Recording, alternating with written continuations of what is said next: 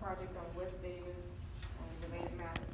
Back in June, I petitioned Centerpoint. If you drive down West Davis, you have a bunch of low-lying power lines, old poles that are leaning, and it's dangerous to the residents that live on that street.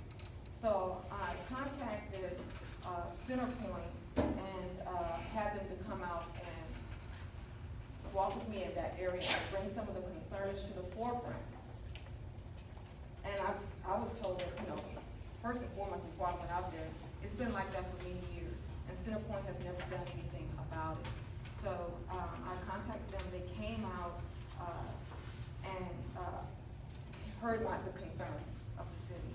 And so now we have a project that has been assigned to the city to that entire street, West Davis. They will go out and they will redo all those poles. And we have that project in front of you. This project will commence on September 20th. And once that project is finished, there will be brand new poles, and those low-lying power lines will be done. Myself and staff, we receive a lot of calls, walk-ins or emails as it pertains to code enforcement. Where their properties have abandoned homes, their property is not kept, cut, so on and so forth. We get a lot of complaints. And the one thing that I would like to do is, we have an ordinance in place that sets forth what the city can do as it pertains to that. And so the one thing code enforcement is, it's really important to the safety and appearance of the neighborhoods, ensuring that compliance with the city's codes and ordinances to housing, overgrowth, open storage, care of premises, zoning, disabled, abandoned vehicles, and minimum maintenance standards for commercial structures such as signage and new racks. We need to make sure that we want to keep the community safe. And the one thing I would like to do is make sure that I'm exercising transparency with the council and the community. And I would like to ask council, we would like to begin enforcing next Monday on August 19th, this ordinance that we have in place. That means that the code enforcement will go district by district, beginning with District 1, and make sure that, properties and the property owners are held to compliance as it pertains to the city ordinance. Again, we want to make sure, the safety of the community is adhered to. Okay, I understand that. So when they go out, they're gonna write a ticket, Well, or they gonna give them a warning? Well, we'll do everything as is specified in the ordinance, and we will operate in accordance to Chapter 342 in the Health and Safety Code, the Texas Health and Safety Code. So we'll step forth in the ordinance, and we will operate in accordance to the state code, Chapter 342, local regulations and sanitation. I think first goes out in the letter, and walking, then the citation, right? Yes, as it's spelled in the ordinance. I don't have it in front of me, so I don't know, that's why I was asking. Yes. Thank you, ma'am. And council, a lot of times you will see once a letter is submitted or sent out, they will come into compliance. I think the last thing up to exercising a lien on the property will be the last resort. But typically, when we send out, code enforcement sends out letters to the property owners, a lot of times we see that they do come into compliance. And there are several steps that are taken before we even get to that point of issuing citation and or property lien. We have other options available. We can do abatement ourselves. We can go out and cut property as we did before. But this is just something I think that we just need to go ahead and initiate. And I wanted to make sure that I was transparent with council to let you know what it is that the city's trying to do and when we will start. And we will provide this information on various mediums to notify the public that this is getting ready to take place. So we'll just. It's gonna be noticed how everybody is not online. Of course, everybody get their water bill.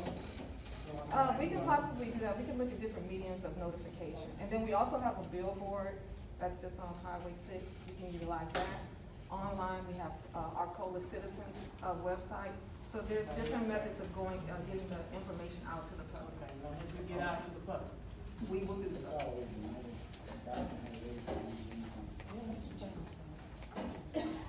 Okay, one more. Oh, I'm sorry. You got one? Recommendation to amend this ordinance. Number 2019-8-13E.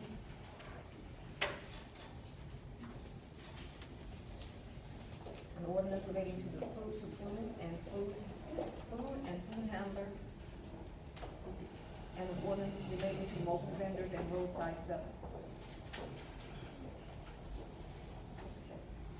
Have any questions? I just want to make sure council understands this ordinance is going to put a lot of rules and regulations onto the food vendor trucks to bring them up to code. So many of them may not be able to meet code or follow all the rules and regulations of the ordinance.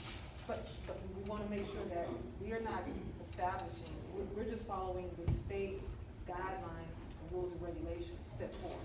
So it's not that we're establishing our own, we'll set stricter guidelines on where we want to position them and such, but we're following the state guidelines, and rules and regulations set forth by the state. So anyway, whatever council's pleasure is. I read through the ordinance from page to page. It does set some. Well, health department is strict, health department is strict. I mean, you go to Thomas Hill food Right. and feeding the public, I mean, You don't want people getting sick. it ain't. I mean, I'll put them on. then that done, I mean, it ain't, Not for the weak of heart. it ain't for the all. It's tough, it's tough. Cause you never know when they got them, so that the moms and that's all right. But we also want to keep in mind, the city is issuing the permit, so we want to make sure we're following the guidelines. We don't want to have that liability out there, and we're not acting in accordance to the state guidelines. So,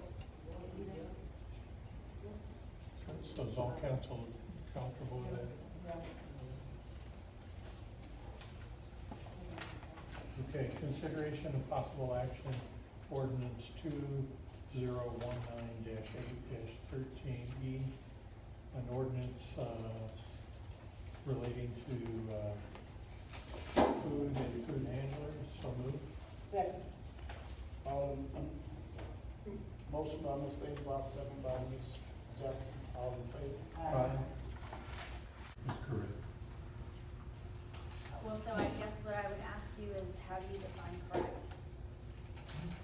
I mean, I'm not trying to be funny. How do I know that 2080 isn't a better number? How would I know that? So I need to understand why 1585 was picked instead of 2080. And I'm gonna let them answer. Because when you take into account all the dollars we have to spend, all the revenues we get back, the 85% is what we need to make the investment threshold for him to get the $40 million that he's gonna invest in your city. So is there any documentation on that? That you could provide council? In terms of seeing his investment program, So I can sit there and say, yes, I can agree with the 85-50 split for this reason. Or maybe it should be 80-20.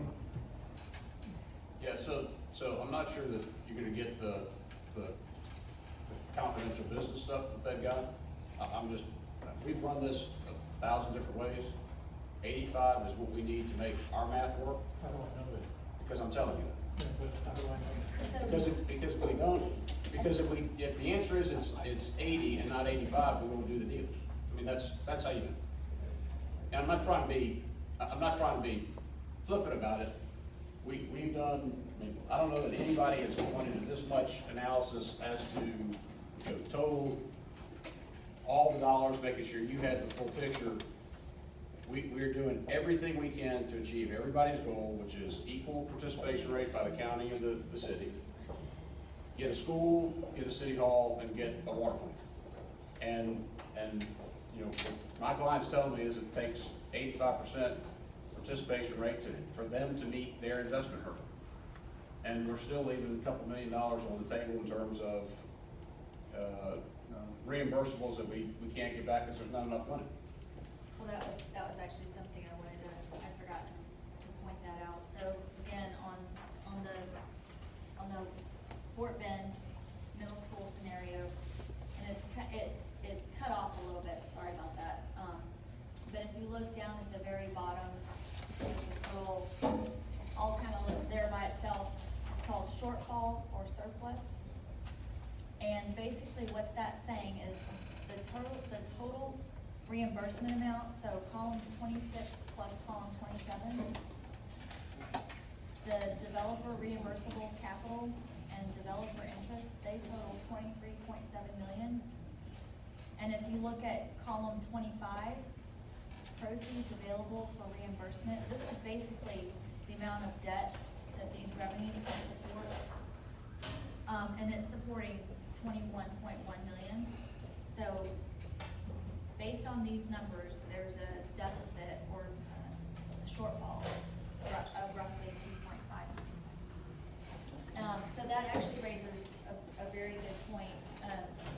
As I think the action tonight is petition to create the TERS. But then what will also need to happen, and I don't believe that happens until the TERS is created, that the city will enter into a developer agreement with Compass, and there'll be a list of reimbursable expenses. And so, Councilmember Abar, to your point, if property values grow faster and that increment comes in higher, you've agreed to, we're reimbursing X dollars and no more. And so, once you're done paying for that debt, then you can dissolve the TERS, you can do whatever you want at that time. But I think that is one of the things that we would absolutely want to nail down, is finalize that list of projects and the reimbursable project costs, and that would be a not to exceed number. Yeah, and I think Tina's point's a good one. The initial participation rate might be 85%. But if you get everything, all the debt sold, and values are higher, costs are lower, some combination of it, it may be, you know, when it's all said and done in year 7, you only need 62%, right? You're agreeing to up to 85%, and it's really those initial years where it matters. Once all the dust is settled, everything's been built, we know what costs are, we know what values are, you'll end up with participation percentage that's probably lower than that. And that's set by the TERS board? Well, it'll be set by the contract between the city, the county, the TERS board, and the developer. Does that change year by year? After everything's built, like you said, you know, and Nino's reimbursed and now everything's running smoothly. Do they set the tax rate every year? So you all set the tax rate, right? And then if for example, we've got, let's see, the debt services on that. And I gotta say, I like Tina's chart better. It's easier to read. It's got, oh my goodness. Glad Steve in here to hear me say that. I'm sorry, he's not. But I'm gonna tell him, I promise you. So, you know, so let's just assume you got all the debt sold, and it's $20 million bucks of debt, and I'm playing financial advisor here. That's $2 million a year debt service, right? If you take the tax increment, you multiply it by the city's tax rate, you multiply it by the participation rate, and same thing with the county. If that's more than $2 million, then the participation rate doesn't need to be as high, if that makes sense. Once you get to the point where all the debt's sold, as the value goes up, that participation rate, or what's actually needed for debt service, can come down. And we don't reflect any of that in here. So what you're saying is 85% is the maximum? Correct. But it could be a lower number later on. And if we've done our job and been conservative in all of our numbers, it should be lower. Yeah, And Nino's saying he hopes it is.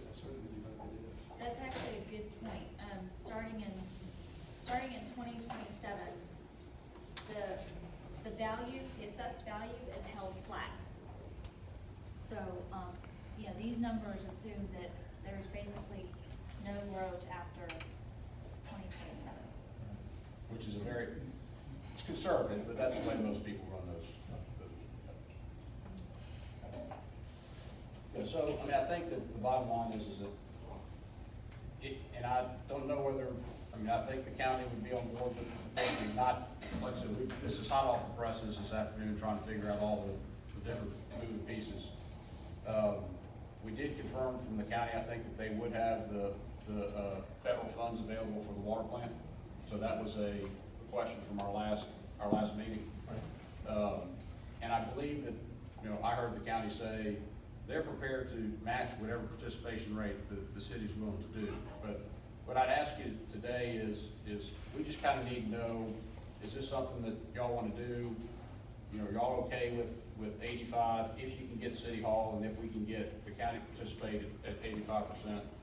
And if that's the case, then we would put together a term sheet that outlines all that, and maybe ask y'all to come back for a special meeting where we just talk about the term sheet and that sort of thing. So I think we have done what everybody has asked us, right? Gotten you all the information that we can get you. We have tried to figure out how to meet everybody's wish list. I think what we put in front of you gets there. And I think that we have county support, but I don't know that, and I don't want to represent what they're prepared to do. But based on the meeting last week, I think we're there if y'all are satisfied with the proposal. And maybe with the caveat that it's clear that the 85% is a max, not a set number. So the step-by-step procedure, do we have to get the county to commit first and then the city, or the city first and then the county? How does that work? Yes, I mean, I think what we would ask you guys to do is however y'all want to do it, just indicate for that, and then we will go to the county together like we did with our group, and make sure they're on board with that, and then we will come back and actually have more formal action by both the county and the city in whatever sequence the county or the city wanted to do it. But I think right now there's been so many things thrown at us: school, no school; city hall, no city hall, you know, that sort of thing. I think if we are where everybody is comfortable with, then we've got the deal everybody asked for. Let's make sure the county's on board, and then we come back maybe in 2 weeks if y'all would consider having a special meeting. You know, when I first was here, I thought we might be able to do it all at your regular meetings, but we might have to have a special meeting. Maybe have a special meeting, and then we can button it all up and take all the formal action that your city attorney wants us to take. Well, thank you. Yep. We've been on this, I know y'all tired. Oh, yeah. Know you're tired. This proposed school will bring, I sat down and I come up with some stuff today, and I would like to read this to council. Is that proposed school will bring the city of cornerstone for our city. Number two, the proposed school will allow kids to attend their own neighborhood school. The school will allow elementary kids to focus on their next level of education. Also, living in this area, the school can be used as a storm shelter, which this area doesn't have. Sometimes sacrifices have to be made, sometimes for the good of the area which we live in. This council really needs to consider to look at this as a realistic future for the city. Revenue has always been needed for Arcola, and I know this. The receivership is still fresh on this council's mind, and rightfully so. But it's time to move on. By the end of the day, if you don't have kids or grandkids, then you could care less. And I think that's a fact. And we also understand that the school does not generate tax dollars. But this council needs to make a decision. And I believe, I'm tired. Me too. And I'm not saying I'm tired for the day, but I'm tired of looking at these sheets. I'm ready to just move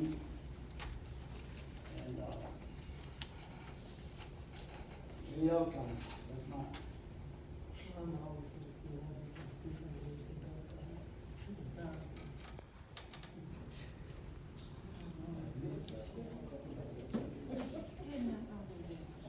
So Drew, if we wanted to move forward on this, we need to fix the ordinance,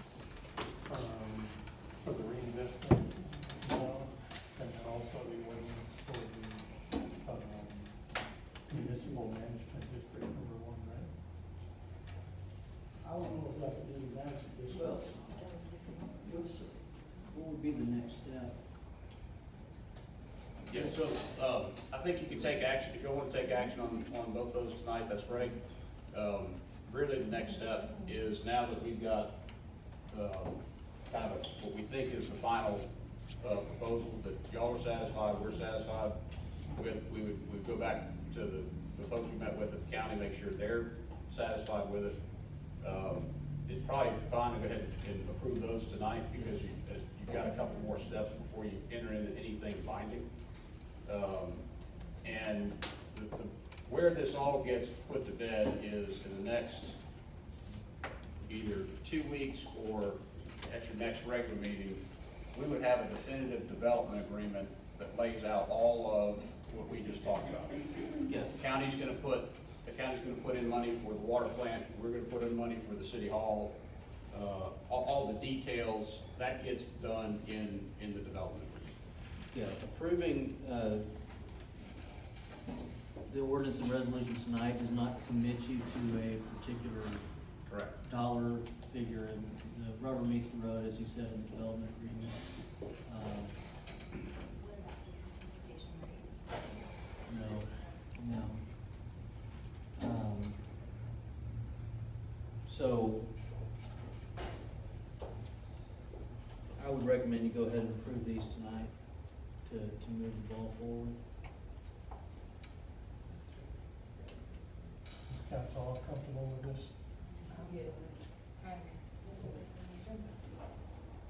Consideration and possible action ordinance 219-08-13F, an ordinance of the city of Arcola designating the contiguous geographic area within the city of Arcola as reinvestment number 1, city of Arcola, Texas, creating a board of directors for such a zone, making various findings and provisions related to the subject, and containing other matters related thereto. It was a motion by Mr. April, second by Ms. Jones, all in favor? Aye. Consideration of possible action resolution 08-13-19A, a resolution of the city council of the city of Arcola authorizing certain territorial within the corporate limits in the city of Arcola, Texas, to be included within Arcola Municipal Management District number 1. So moved. Motion by Mr. April, second by Ms. Jones, all in favor? Aye. Thank you. Because I still don't understand. Million. And the total revenues that, the total TERS revenues, so this is basically revenues that the city could have gotten, but it went to the TERS to help fund all these improvements, is 21.5 million. And that's for the scenario with the middle school. So that's how we looked at it. You know, again, some of the, column 13 is adding up everything to its left. And so it's taking into consideration the city's capital contribution of the water treatment plant. That 1.156 million, that's your 2018 and 2019 CDBG. Can't say that word. You know what I'm talking about. Those dollars. So realistically, it shouldn't be a negative number. Again, I didn't want to get too far away from how they were looking at it. It's showing negative because it's including that as a contribution. If that's confusing, we can change it. I can make, we can make it look different. Pardon?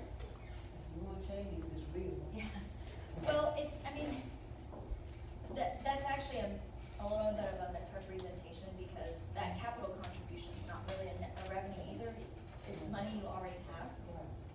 So I think you raise a good point, and I think it would be prudent for us to change, to make it look how it actually looks. And so I think what that will be is, we'll just change the order of the columns. So, that said, if we can go back to, this guy, and we did the exact same thing for the no school scenario. And so page 3 is basically a summary of what we believe to be the key columns in that big long spreadsheet. So the first item is, what is the annual, and again, this is at the first grouping where it says annual, this is at full build out. So this is looking at that first year where the entire subdivision is built out. So you can see that, with the middle school, you're getting about an additional $140,000 in property tax revenues. You're getting an additional $475,000 in water revenues, and about $218,000 in additional sales tax revenues. So if you add all those up, you come up with $830,000, but then you have to take away or subtract out your costs for police, or your increased public safety costs. And so that's about $525,000 benefit or additional revenues to the city. But for the subdivision, you wouldn't have. What about fire account? So fire is, my understanding, fire is provided by the emergency service district. Oh, sorry. Yeah, sorry. Fire's not included because the city doesn't pay for those services. Okay, so that's annually, and then we thought you might want to see, well, what does this look like over the life, like over the 30 years, the life of the Turks? And so again, we looked at the incremental property tax, the incremental water and sewer revenues. Here I did include the tap fees, because it's 1.2 million.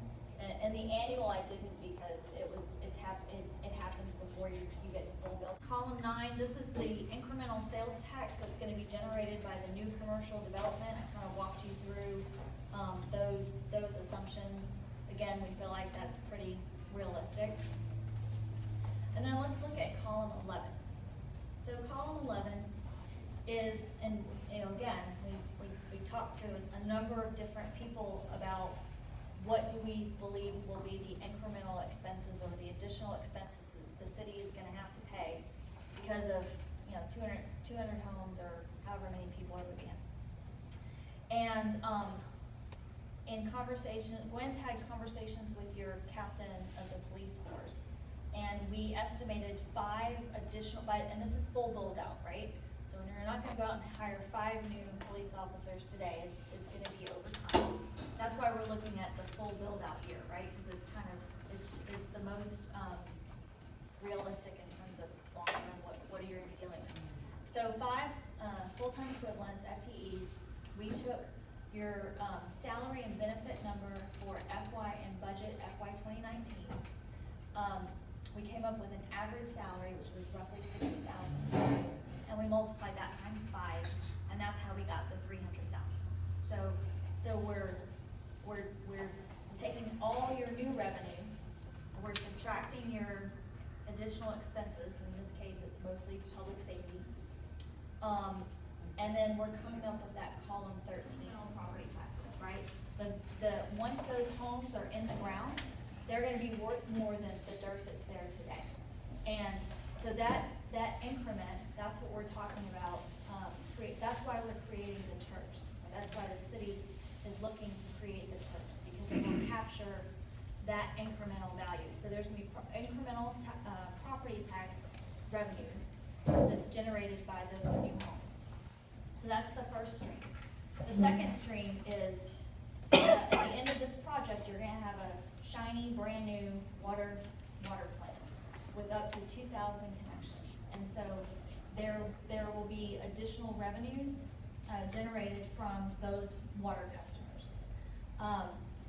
The numbers that are in here in this spreadsheet, based on my conversation with my counterpart with the developer, I believe that's only for the new connections in the new subdivision. So it doesn't include existing customers. So that would be over and above, that would, so, but again, we wanted to be really conservative in all of our, assumptions. So that's the second revenue stream. The third one is sales tax revenues. So they've made some assumptions about how much commercial space will be in the new subdivision, and then made some additional assumptions about sales tax dollars generated from that new commercial square footage. We vetted those assumptions. We have folks at our firm, Masterson, that does the same thing. We vetted those assumptions through that group, and they said, yeah, that's reasonable. Those are the same types of assumptions we use when we're doing the same thing. So again, try to be extremely conservative in all areas. So now I'm going to go back to our page, and walking from, again, I'm going to kind of start big picture. So that first columns 3 through 13, that's all City of Arcola. This is all related to you. The next few columns is Fort Bend County and its participation in the TERS. And then those last 3 columns, those are the dollars that will be used to pay back the bonds. So really what's gonna happen is, you see this, well, the municipal management district is gonna go out and sell bonds. So not the City of Arcola, not the TERS, it'll be the municipal management district. And those bonds will be supported by, they'll be paid back from the TERS revenues as well as the municipal management district revenues. So that is how the developer gets reimbursed. And then those bonds remain outstanding, and the incremental TERS revenues is what pays back the bonds. So that's how Compass gets paid back in, here we're looking at, 7 years, like plus or minus. So let's now go back and focus on the Arcola columns. So I'm gonna walk you through, so the yellow columns, that's money that you get to keep. Those are your dollars. So, starting in, I'm gonna just start with, I'm gonna start in 2026, which is when the subdivision is fully built out. And you in theory, you've kind of maxed out your increment and your value. And so in that first year, you're getting, the city general fund is getting an additional, almost $140,000, just an additional property tax revenues.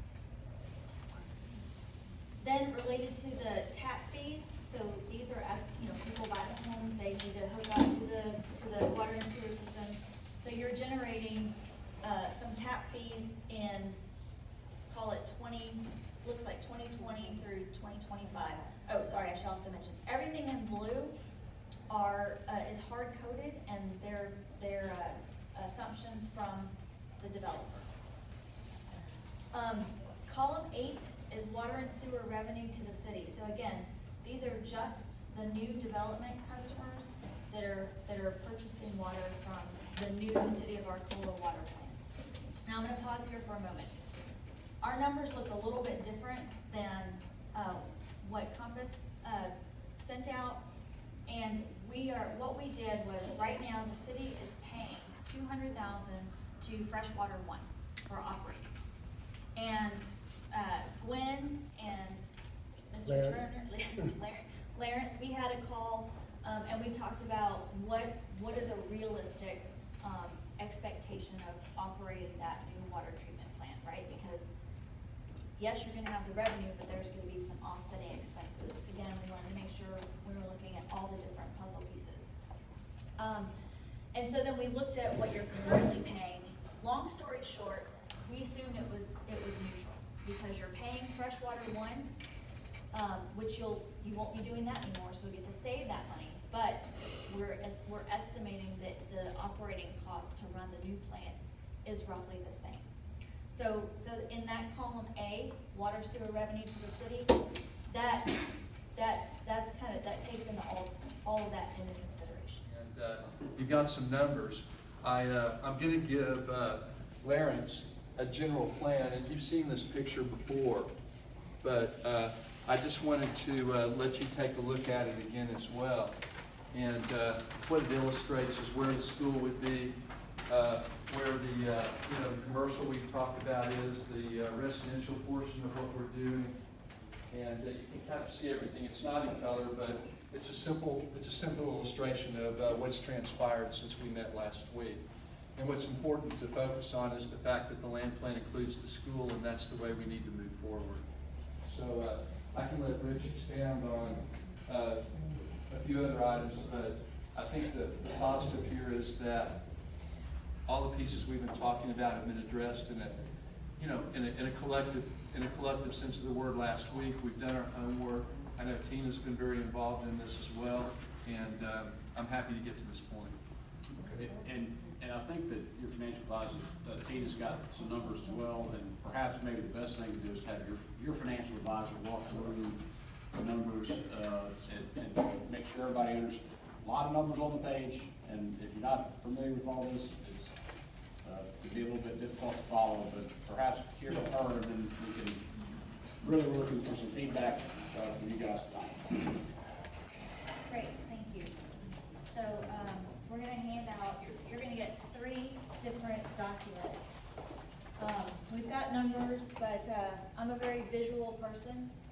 And so the first document that I'm gonna speak to is this little one. I have to see things laid out. So the first page that I'd like to walk you through, and actually, let me stop for a moment. Councilmember Ayler, I owe you an apology. I got cost estimates this afternoon at 2:45 from Baird, and I apologize. I didn't look to see who was and wasn't included on the email, so that's on me. But the information's in here. The first column that you'll see, cost estimates, and we broke this down into 3 major components. The first being the water plant, the second, City Hall, and then basically all the other improvements, we just lumped into other improvements. I'm not a real developer, I didn't know what SF whatever meant, so I mean basically that's all the infrastructure that they're gonna be putting in place. Is that? That's correct. That's a single family. Okay, oh, there you go. I learned something this evening. So the total cost estimates of all of the improvements that the developer or Compass is looking to put in place is $29.7 million, or $29.8 million, really. And that's consisting of the water plant, that $3.9 million, 2.5 for City Hall, for a renovated or refurbished City Hall, and lastly, all the other infrastructure improvements. Moving over to the right, from here, we tried to lay out, or we laid out, where the various, who was paying for what, right? Who was the responsible party? And so, that first column over is the developer amount, and we have 2 scenarios, the scenario with Fort Bend, with the school, and a scenario without the school. So you'll see, that the developer is fronting the money or paying for City Hall, as well as all the other improvements related to the project. You'll also note that the costs are a little bit bigger for the no school, and that's obviously because they're not developing, or they are developing the area where the school would have been. So additional dollars for infrastructure and all that good stuff. So the next column over is, are actually the city's contributions. So the city has CDBG money, right, Gwen? That's correct. 2018 and 2019 CDBG dollars that can only be spent on water treatment plant. So that's going in as a contribution towards the water plant. And you also have what we believe is about $570,000, that's an estimate, in FEMA dollars that are available for your city hall. Okay, so the city's putting in a total of 1.7 million. And then lastly, and the mayor alluded to this earlier, Fort Bend County, through its allocation of HUD dollars, is contributing money to the water plant. And again, so this 3.9 million number was taken directly from the developer, so that number may be different. I think we've heard estimates of 4.4, but I think the takeaway there is the county HUD dollars are paying for that. So even if it's a little more, it's okay. Pardon? Yeah, because you don't have to pay, no, I'm just kidding. It's, you know, it's okay. It's the numbers still work. So with that, that's the big caveat, right? It's making sure that Fort Bend County can actually deliver the money for that water treatment plant. Without that, this is kind of, you know, we gotta start over. This doesn't really work. So that's a summary of all the project cost estimates and who is paying for what. Any questions on that? Okay, so then the second page, page 3, and actually, you know what, before we go into that, let's tackle one of these big long sheets. I'm gonna start with a scenario with Fort Bend ISD. It should have like a little blue title with Fort Bend ISD up at the top. And, so we tried to color code this. Again, I'm a very visual person. I have to see things. If I can see it, I can understand it. And as Rich was already mentioning, along with this, we wanted to take a holistic view of this project. We wanted to make sure that we were taking into consideration the added expenses to the city, right? Because as you add on the subdivision, there are going to be incremental costs, and I think that question was actually raised in public session at some point in the past. But we also recognize that there will be some incremental revenues that come online as well, and so we really wanted to make sure that we thought about carefully. We spent a lot of time with Red and Monica, thinking about, you know, how are all the different ways that this subdivision impacts. To be on the outside looking in. So again, that's my piece of the puzzle, the city of Arcola and me in terms of the site. This afternoon, they replied by sending me a term sheet similar to what we have been discussing. And what they wanted to do is they want to formalize our discussions and turn it into a contract. So I'm pleased to say that in terms of all the conversations we've had, Fort Bend ISD is now committed to a 30.2 acre tract. In terms of them wanting to build a middle school, I think that would open in fall of '22. Now, this overture is very positive, and over the course of the next 30 days, we'll discuss specific terms in regard to a contract. But the hurdles to overcome are just them getting comfortable with the site, and I've given them enough information to enable them to make a decision a little quicker than what I expected. And I think that it's indicative of the fact that they're interested, they want to be a part of this project, and they knew that if they didn't, our different scenarios, because we hadn't taken the City Hall into consideration. And Sorry. sorry, I think I got that Amber Alert earlier on my phone. Yes, it is. It keeps going off. But what transpired was me contacting Fort Bend ISD and letting them know that we were finalizing all of our numbers. They've had a real positive dialogue, as you told me about, you know, as I've told you over the past 3 or 4 months. They only meet twice a year, or twice during the summer, June through August. And everybody out here. Grady was there, Gwen, everybody. As Rich said, the discussion when you put everybody in the room was about the water plant and City Hall. And, Economic development. And we had economic development, and we also had the county with our financial advisor there. And also we had, Jeff Wild. Jeff Wilder, from the county. So we had this round table with all the tourists and this development. Out of that meeting, we all left out of there understanding that, we was in a better position then, after the meeting than we were going in. Some things came up that we didn't, kind of changed the layout, how this would go. And the, county stepped up and said, they would do the water, if I'm not mistaken, right? It's not the county per se, They would do it. Federal government do the water. I believe, this time, we will let the, conference group come forward. Mr. Mayor, thank you. I think you summed up the meeting pretty well, the productive meeting.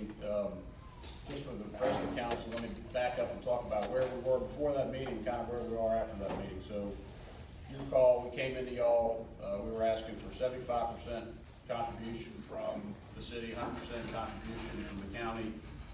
We would do our 190-acre development with the school.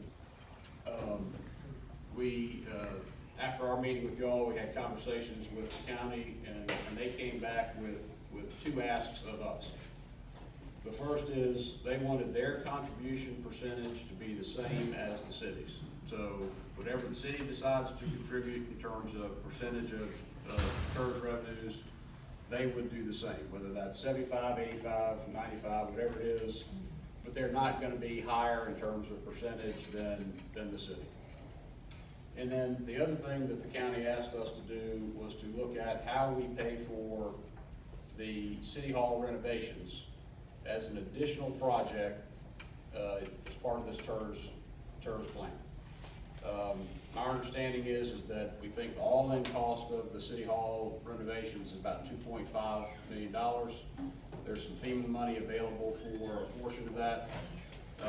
And the county said that if we can get to where the participation rate is the same, we can figure out how to fund the city hall through TERS.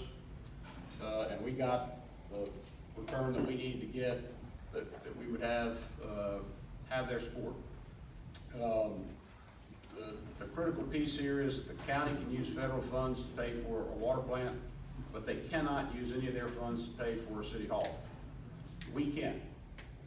And so we've gone back and we've looked at all the numbers, and tried to come up with a solution that got us kind of all those parameters, got us everything we were asking for, and added a $2.5 million project to the equation, which is the city hall. I think we're there. And we sent to your finance advisor, and I think to Councilman Abar, we've got some new numbers here. We've been working hard to try to figure out how all this works, because the city hall dollars come a little earlier in the equation than we thought. But I think we're there. At the end of the day, and I'm gonna pass this out, these were all the little numbers, little bitty numbers. One of the other things that we did at the request of Councilman Abar was to try to help identify all the additional revenue that the city would get as a result of this project, and all the additional expenses that the city would have as a result of this project. And I'm not gonna speak to that. He's been crunching the numbers on that. He could probably better speak to you about where you are on that. I think you'll see when we get right down to it, it's a net positive to the city, almost $500,000 a year, we think. And at the end of the day, where it shakes out on participation percentage with the school, with the city hall, is 85% is what we need to make it work. I'm sorry.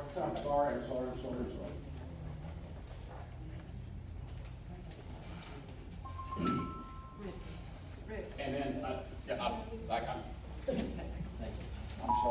getting ahead of myself. And I think Nino has something exciting to report about the school. If I'll let him jump in here and just talk about where we're at with the school, because I know we're going kind of back and forth on where we think that is, so I'll let Nino speak to that. Yeah. Thank you, Rick. What I want to add to the equation is, first of all, County, city engineer was there, city attorney was there, John was present, Mr. Abel was present, myself, also Mr. Keegan was there. And, we had two county commissioners, that all go. Ordinance 081516A, an ordinance relating to the municipal court and municipal court clerk. So we would like to amend that ordinance to reflect, instead of the municipal court clerk, changing that to a court administrator. So we now have a court administrator instead of a municipal court clerk. So we would like to amend that ordinance to reflect, to say court administrator. And you should have that in front of you. So all is doing is changing the title? of That the is person? correct, Ms. Councilmember Dow. Pay stays the same?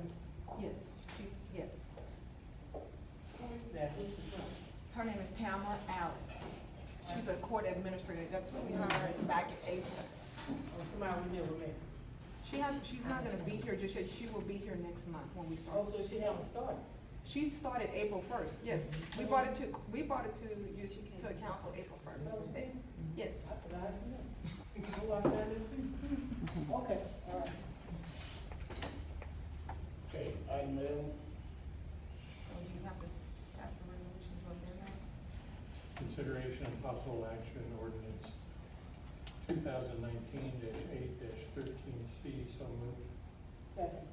motion by Mr. Abel, second by Mr. Jackson. All in favor? Food service or food establishment and mobile vendor ordinance. And you should have in front of you a copy of that ordinance. And I'm requesting that council review and approve this ordinance. One thing that we did was I wanted to go back and make sure that this ordinance was amended to comply with the state guidelines and regulations. And as it is written now, it is currently. I'm on it. Oh, I'm sorry. A licensed attorney. Attorney licensed to practice law in the state of Texas as a prosecutor in the municipal court of the city of Arcola. Second. Motion by Mr. Abel, second by Ms. Jones and Ms. Jackson. All in favor? Aye. Congratulations, welcome aboard.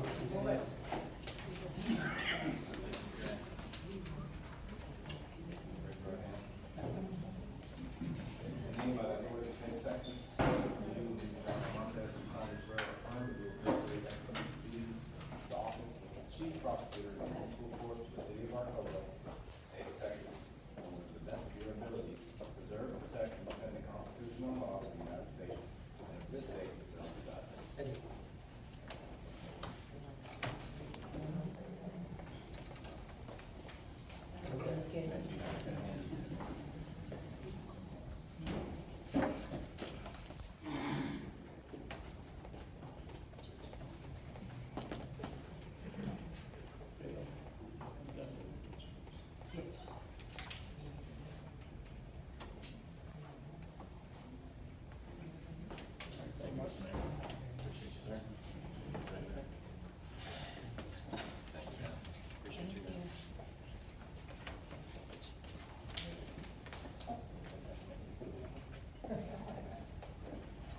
The other associate, And by the authority of the state of Texas, do you, Robert Barfield, do solemnly swear that you will faithfully execute the duties of the office of Associate Judge in the Municipal Court of the City of Arcola, the State of Texas, and will to the best of your abilities preserve, protect, defend the Constitution and laws of the United States and of this state, so help you God.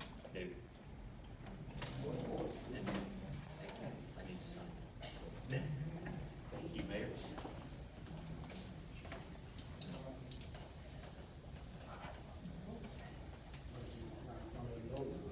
Oh, well, actually, I'll make sure you use your pen.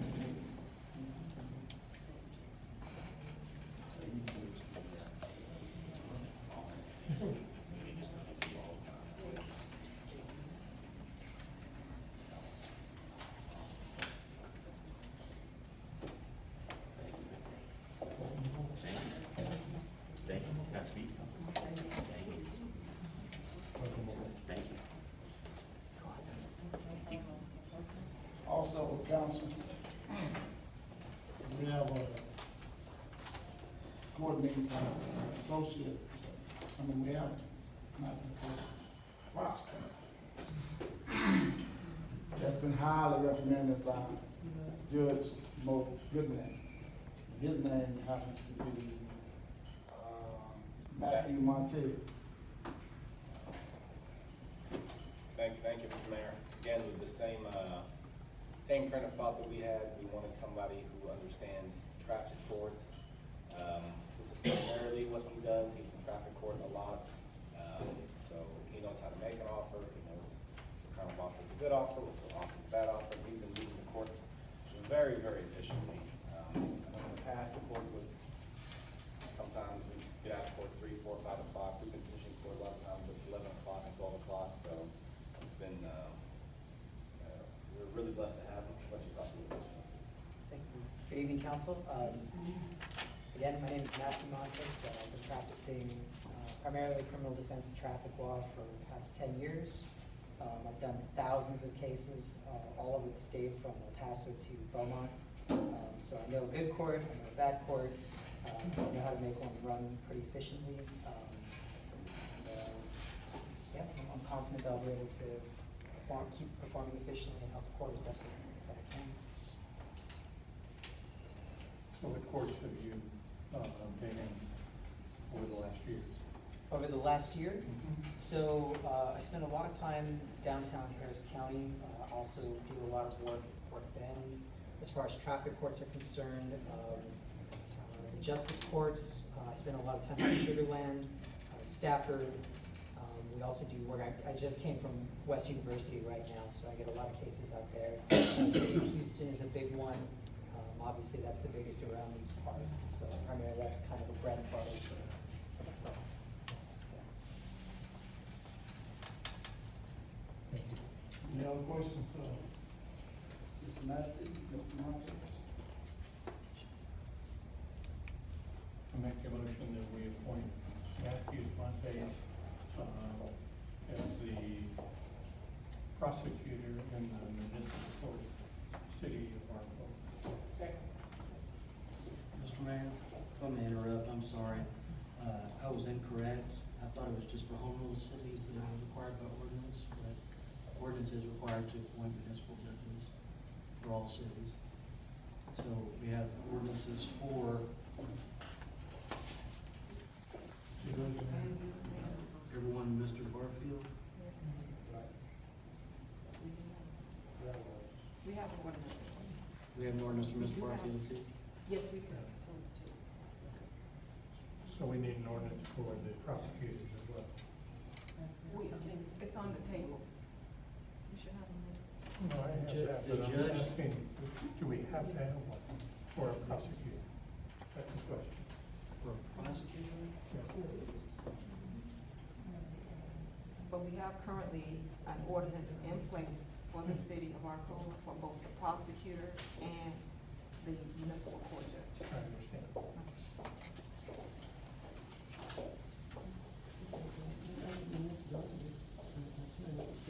While he's looking that up, we can go back to the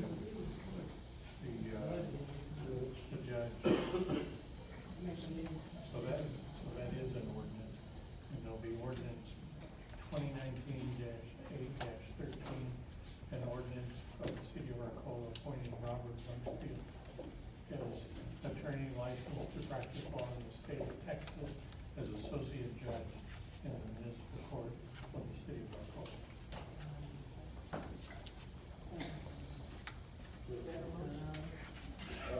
Ordinance on the,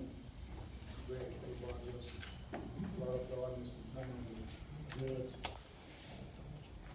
Motion by Mr. Ross, second by Mr. Jones. All in favor? Aye. Again, okay. We have another ordinance on here, 2019-8-13A, concerning prosecutor. Waiting on the attorney to,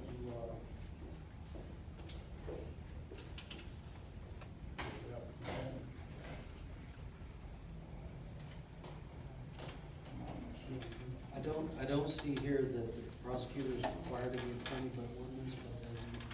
social judge.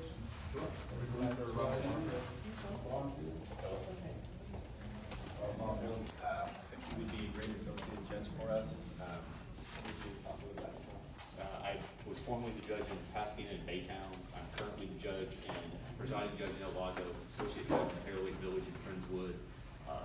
I speak for the Texas Municipal Court Education Center. Y'all wouldn't have to pay anything for my education every year because that's taken care of by El Lago. And basically, I've been doing this, since I think I got appointed in 1997 by Pasadena, and ever since then, I've been a judge in at least one city. Comes with a wealth of information and knowledge, I think would be a valuable asset to the city, and needs good backups. More importantly, what I like about him is he understands traffic courts and understands how to maneuver in a traffic court. So I think that our judges in our court need to understand our world a little bit. So that's why I think he'd be a great candidate. Any question from Judge Gipnam or Judge Bonfield? I don't have a question for you, sir, but I do have a question for the city attorney. For appointments of associate judges, do we need to have an ordinance for that? Is that required? Not required. We have it. So they can be appointed without having an ordinance? Is that correct? Yes. So what would be the reason of having an ordinance? Whose idea was it? We currently have an ordinance. Yeah. Even though he's saying that we don't have one, we currently have a city ordinance. For? Appointments of judges and assistant judges, and prosecutors and assistant prosecutors. Okay. We still don't need an ordinance to You don't appoint need somebody one. to position. You don't So need one. We just hiring, we're not gonna have an ordinance. But the ordinance that's in place stipulates that you have to appoint an associate judge, according to the ordinance that you have on file now. We might need to revisit that ordinance before we do the appointment. We might need to revisit that ordinance. But it would keep us from appointment. No, we want people from appointment. But you have, there's one in place currently. Yeah, that's just. And- Move on with that point. And that ordinance is found in 2019-8-13. That's this ordinance. That's not the ordinance you're talking about, is it? sorry, do you have the This ordinance? is- You're talking about the original ordinance. The original. You don't have it, ordinance. Because this ordinance number here is a new one. Right here. That's just for the appointment of the associate judge, but there's no, we're not amending it, we're just appointing, because he has to be appointed. Okay, we're appointing, So, Ms. Jones, would you be more comfortable, instead of doing the ordinance, just It's appointing? appointed, yes. Yeah. So like I said, we need to revisit that other ordinance. So it's appointed. Do we vote, or do we? Yeah, we have to vote. I make a motion that we appoint, Robert Barnfield as our, associate judge for the municipal court of the city of Arcola. Second. Motion by Mr. Avon, second by Mr. Jackson. All in favor? Aye. North Pine and South Pine. North Pine, I'm sorry, Coleman. North Pine and Coleman. And so basically what they're doing, they're just splitting the lot in half. That's common out there in that area. They have access to water, sanitary sewer. It's pretty straightforward. And staff recommends to approve that replat. I'll entertain any questions that you may have with regards to that. And it'll be represented. Here you go, Lindsay. Here's the north side right here. There's Coleman on the south side.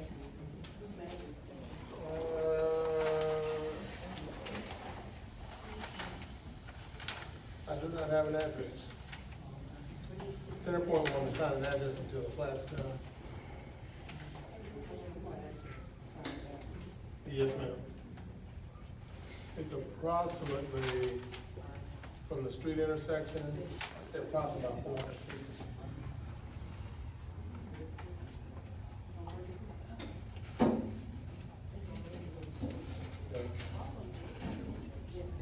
Yeah, the lots, the original lots, if you look right at the joining, all the lots have double frontage. They're front on either North Pine and Coleman. And so in this case, they're just putting the lot in half. That's it. After these lots are half acre. So the total, that's correct. Yeah, it's a 1 acre subdivision.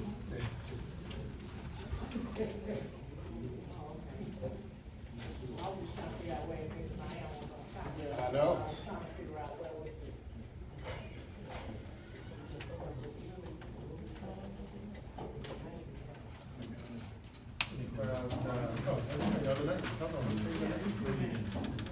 Brookins?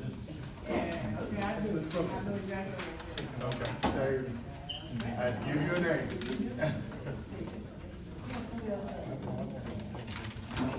Yes, ma'am. You got a question?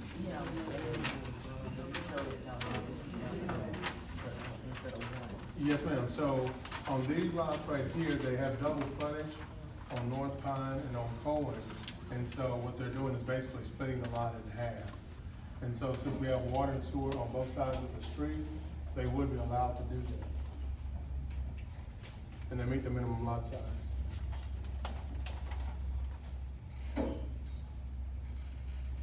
Minimum lot size is 60 foot width. And then they got 170 foot, yeah. Okay. And Ms. Brookins? Ms. Sandy Brookins?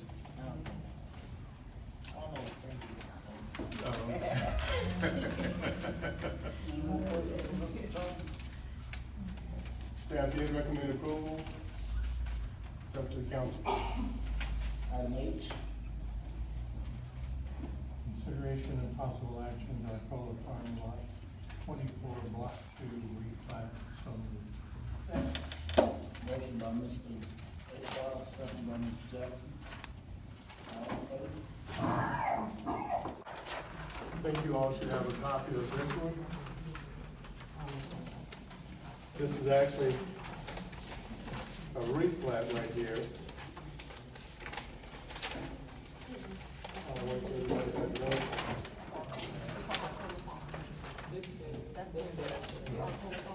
Nobody has Arcola Farm.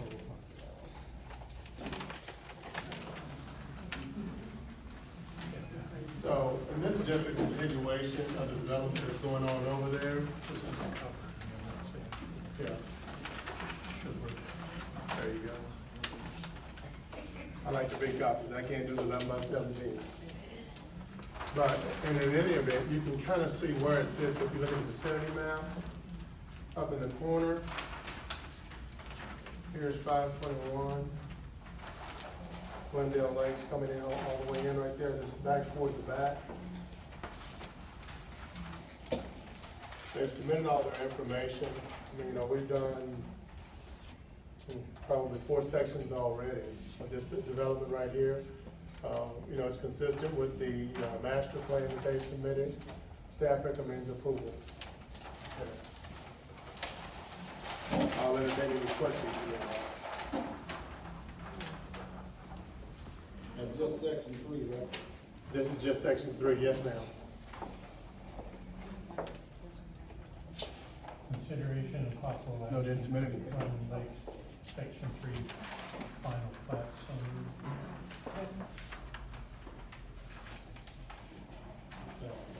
We didn't do a motion on that. As I said, you have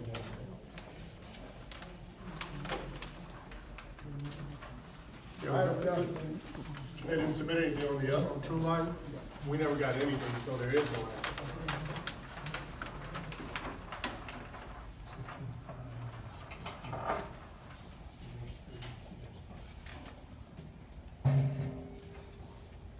Motion on the floor.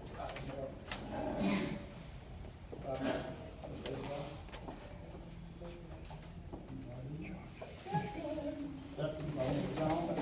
Jackson. Ms. Jackson, do I not start me out? All in favor? Aye. Okay. All right. Section 5.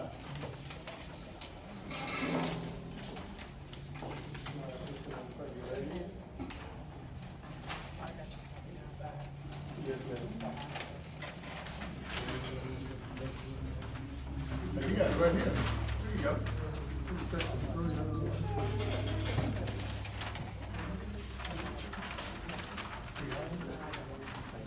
You got 5?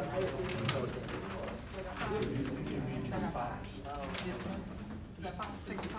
That's 5 right there. That's 5 right there. Yes, ma'am. Hold it out right there. There you go. All right. Section 5 is a 12-acre plat, 12.819 acre tract of land. This one consists of 72 lots, 3 blocks, 5 reserves. To give you a perspective, look at the vicinity map. This one is really, you'll have access off the Howell Road right there. It's just south of our city limit line. Again, it conforms to the conceptual plan that they've submitted. I'll entertain any questions that you may have with regards to the plat. And I'll entertain any questions that you may have. We reviewed and approved all the construction plans, and it still goes through the county as well. So you have access out to Howell Road Yes, sir. on the south side of Howell? Yes, sir. Yeah, right here, you can see, here's Howell Road right here. So they have one street that'll tie in right there at Howell Road. Yes, sir.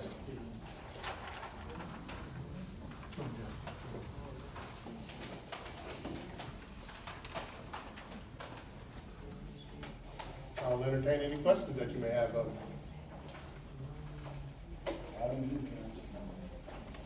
Consideration possible action in violation section 5 final plat. So moved. Second. All in favor? Aye.